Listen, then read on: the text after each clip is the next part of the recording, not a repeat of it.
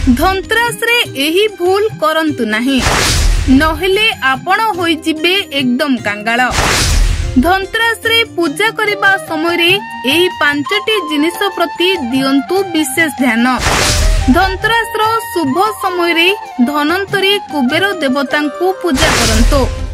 दीपावली निकटवर्ती एवं एहार ठीक पूर्वरु धनतेरस रो पर्व पालन करा जाए। प्रति वर्ष कार्तिक मासर कृष्ण पक्षर त्रयोदशी तिथि रे पडुथिबा धनतेरस रो एही पर्व अत्यंत शुभदायक अटे।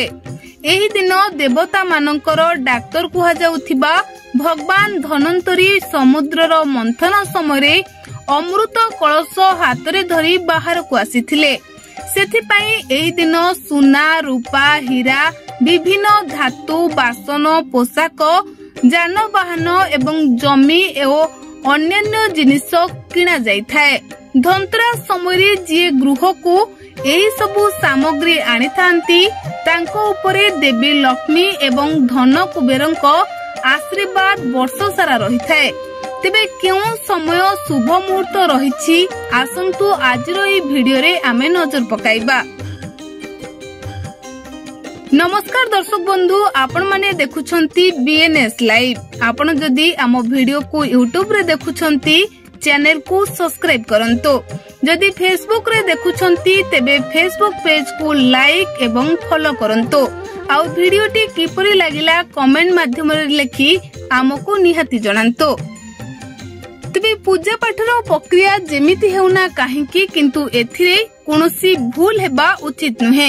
विधि पूर्वक करा जाइथिबा उपासना बा पूजा द्वारा विशेष लाभ प्राप्ति होइथाए। तेणु धनतेरस रो पूजा समय एई जिनिस गुड़िक उपरे विशेष ध्यान दियंतो, जहा द्वारा आपणकर पूजा सुरुखुरुरे समाप्त हेबो एवं आपण चाहुथिबा लाभ पाइबे। एई पांचटी कार्य को सठिक भाबरे तुलांतो। प्रथमे सफाई कार्य करंतु। धनतेरस रो गोटिए दिन पूर्वरु पूरा घर को भल भाबरे सफा करंतु, जहा फलरे धनतेरस दिन रे आपणको पूरा घर परिष्कार एवं परिच्छन्न रहिबो। भगवान धनवंतरी को मध्य पूजा करबा को निश्चिंत हुंतु। सठिक लोक माने धनतेरस रे देवी लक्ष्मी एवं गणेश को पूजा करंती, किंतु भगवान धनवंतरी को पूजा करबा को भूली जानती। एपरी परिस्थिति रे पूजा असंपूर्ण रही थाए। तेणु आपणको पूर्ण लाभ मिली न थाए।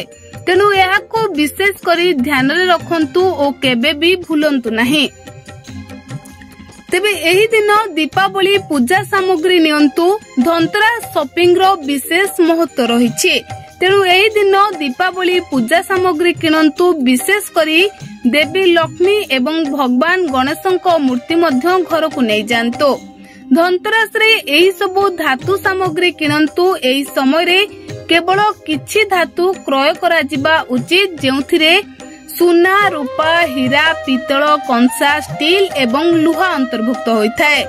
दान करबा मध्य जरूरी रहिछि। धनतेरस रे दानर बहुत महत्व रहिछि। दान करबा देवी लक्ष्मी को आशीर्वाद प्राप्त होइथाए।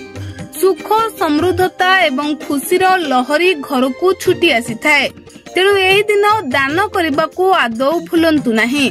शुभ समय रे पूजा करंतो। धनतेरस दिन माता लक्ष्मी एवं प्रभु कुबेरं को पूजा करा जाए।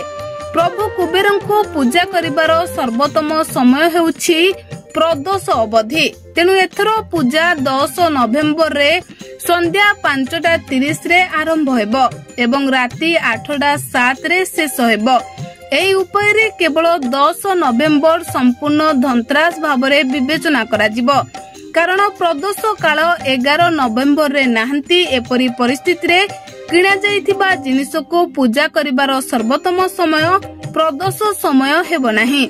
एई भली आध्यात्मिक कथा और ज्योतिष शास्त्र तथा वास्तुशास्त्र मालिका वर्णित कथा वस्तु शिक्षणीय नीतिबाणी स्वास्थ्य मंत्र जानिबा पई आम यूट्यूब चैनल को सब्सक्राइब करंतो। फेसबुक पेज बीएनएस लाइव को लाइक एवं फॉलो करंतो।